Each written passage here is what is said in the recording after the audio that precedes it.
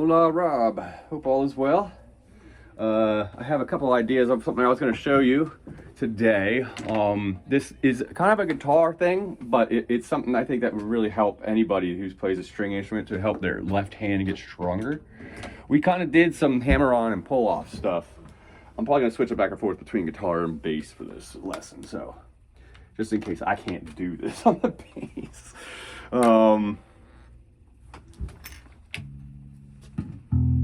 There we go. I hope you can hear that decently. It should be.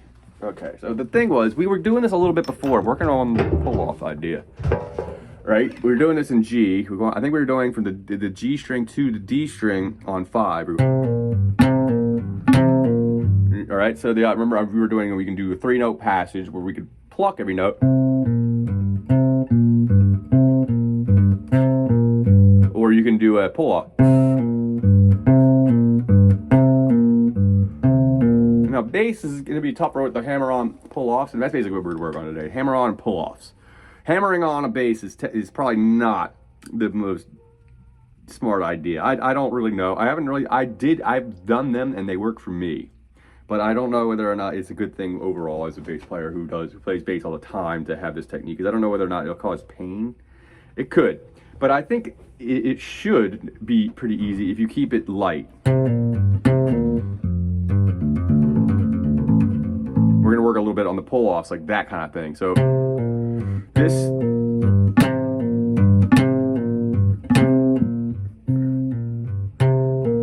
that little phrase, okay, adds this one. We were doing this one before. We do pluck, pull off, and then hammer, then pluck, pull off, hammer, pluck, pull off, hammer, pluck, pull off, hammer.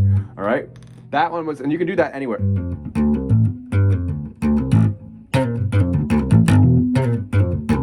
All right, so the more you practice that kind of thing, the louder all the notes will get with the left hand. All right.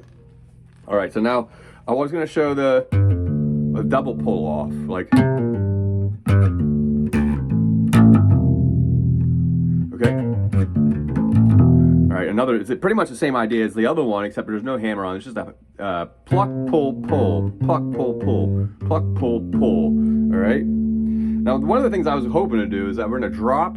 You could do this in a couple different tunings, but I do this on the guitar in a drop D tuning. So I'm going to do that here. Okay. Now, the reason why I want to do this is because some of the licks I'm going to do here are going to be more about I want to put a lot of the notes in a line here. So we're going to go like.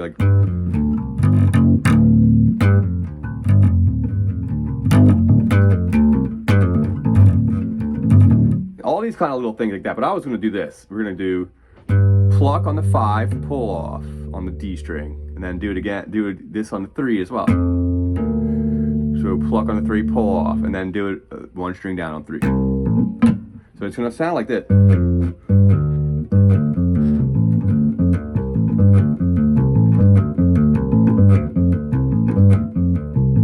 3, 5, pull off 0, 3, pull off 0, and then A string 3, pull off 0.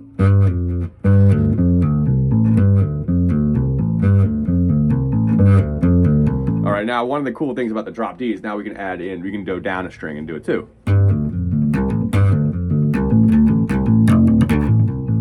All right, so the idea, these are kind of exercises, but they're also kind of like a riff. You can kind of make up your own and add what you want. You got the double pull off, but I just want to.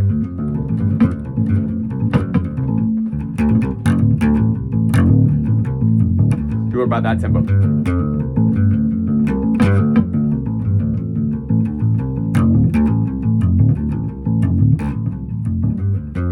And then, yeah, so the drop D makes it so it's all 3 5s, and that's why I kind of like this. All right, so that's another one. I want to do that one back and forth. So I usually go. Do the D to the A string twice, then I go the A string to D to the low D or low E.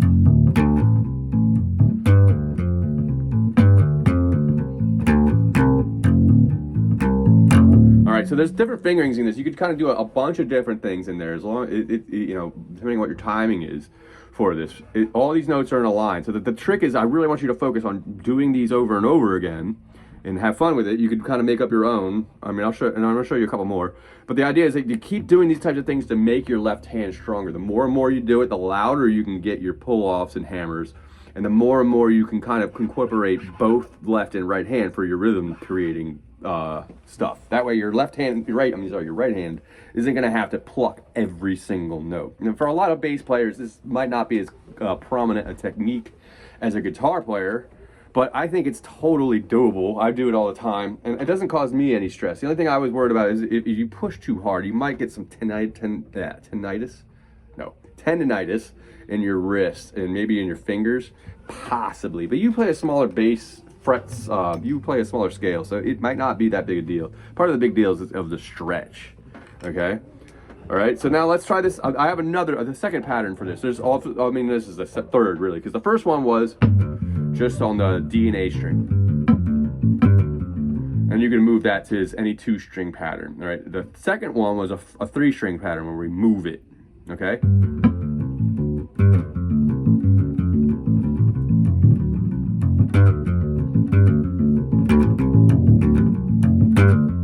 All right, so now the third one, we can add 3 strings. We're gonna start with the G string now. We're gonna go all the way down.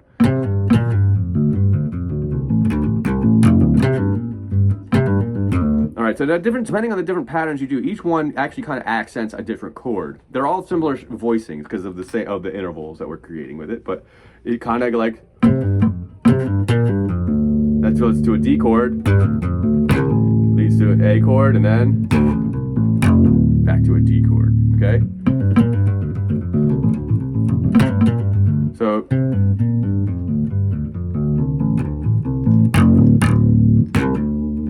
All right.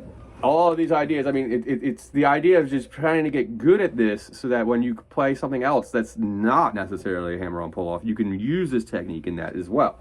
So, like, I was going to say, like, what's a good example of, I use a lot of hammer-ons, like, so, let's go back to standard. Remember we were doing it? That's a hammer-on.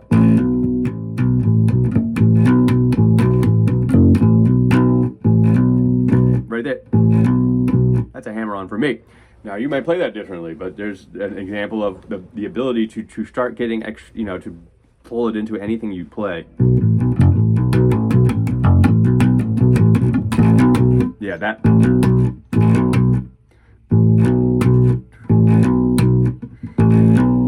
Try that one, just in that particular song. I have more hammer-on ideas for you. So mostly I'm just doing pull-offs for now, but all right, so there's a double one. This one's not as musical, but a double pull-off is good. I mean, I usually would show this in, maybe do, you kind of actually, yeah, remember Over the Hills and Far Away. That Over the Hills and Far Away by Zeppelin is a very good, like that intro is, I'll play it on the guitar real quick for you. So you get an idea. Whoopsie, not on that guitar. All right, so.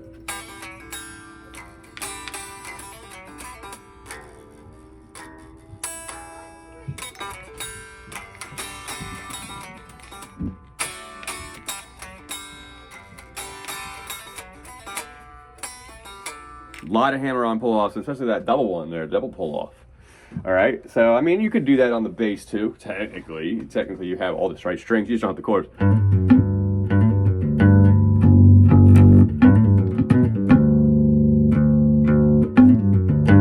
I can show you that when you come back in, because that takes a little bit more practice. But yeah, you know what? I'll show you at least a little piece of it. So that one would just be just for the sake of practicing hammer-ons.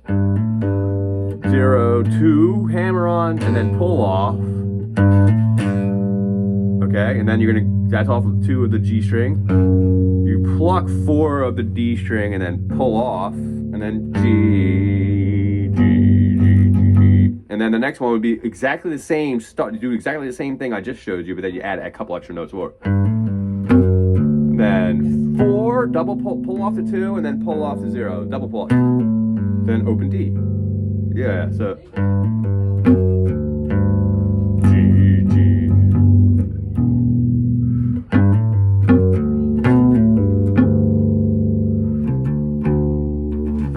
that's a lot of the idea I'm taking this for. So if you actually took that pattern from the 2 and went up a half step, and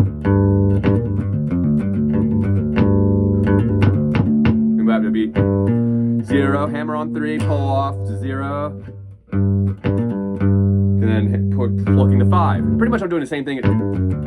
I'm just moving it up a half step. Make something different out of that. All right. So some of those, keep working with some of those. We got that one. I had you could do the double pull off one, but I did do Over the Hills and Far Away one. The double pull offs without any musical context kind of just sound like biddly biddly biddly, which is cool, but not really a bass thing. And then there was these ones where I go.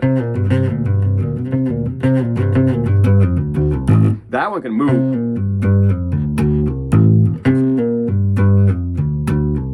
That's a good one too for good hammer-on pull-off techniques there. All right, so let's go back to the drop D. These are just a lot of exercises and riff ideas. You want to get your left hand strong. All right, now this one's going to be the one that's going to be maybe not work or not. So if it doesn't work, don't worry about it. We'll find out a way to practice this. This is the double hammer-on. Okay, still a set of 3. Pluck once, pluck, pluck, hammer, hammer, pluck, hammer, hammer, pluck, hammer, hammer, pluck, hammer, hammer. Okay, so that's pretty cool. The harder you pluck, I don't want to get too loud in here, but the harder you pluck, the louder you can make the hammer-ons, because if the string, the more the string is vibrating, the more it'll transfer into your hammers. I mean, if you got a real strong hammer, my ring finger's really strong. You can tell it's almost too loud. All right, so that on its own is good. 1 string. All right, so the next thing we're going to do that on the A string and the other D string, or the higher D string in this case.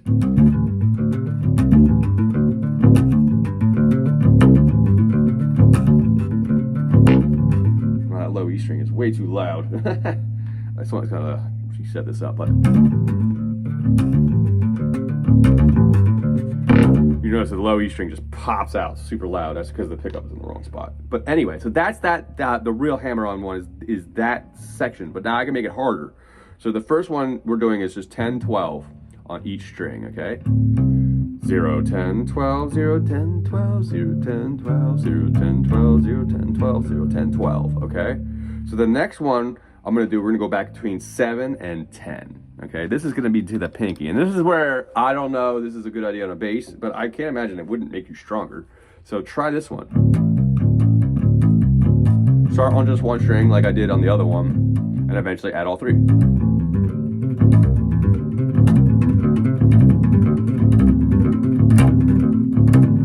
It's all about building that. See, that's, I could tell that I could use some strength for that. Now the next one, that's the one that gets a little bit more of a stretch. The next one's even more of a stretch, 5 to 9.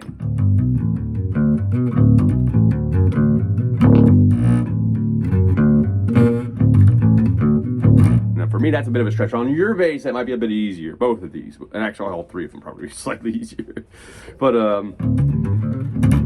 you eventually want to get it up to speed, and I might switch to the guitar just for a second, just so you can get the idea of how quick you can be. But whether or not you need to do that on a bass, but either way, these are the good exercises for that. All right, let me plug right in for 2 sicky yawns, and then I'll give you the demonstration with this.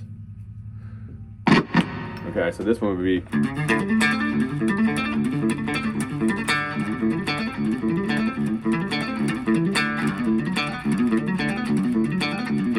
All right, so 0, 10, 12, 0, 10, 12, 0, 10, 12, 0, 10, 12, 0, 10, 12, 10, 12, 0, 7, 10, 0, 7, 10, 0, 7, 10, 0, 7, 10, 0, 7, 10, 0, 7, 10, then 0, 5, 9, 0, 5, 9, 0, 5, 9. Yeah.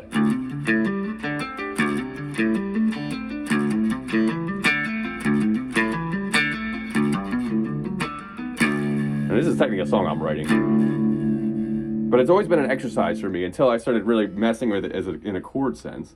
I'll turn that up and go back to the bass. But it's super good exercise, because you'll notice right away when you start going down to these lower ones, if the first one wasn't uncomfortable, they start like, whoa. And then imagine on a bass, this is going to be, oh, stop doing that.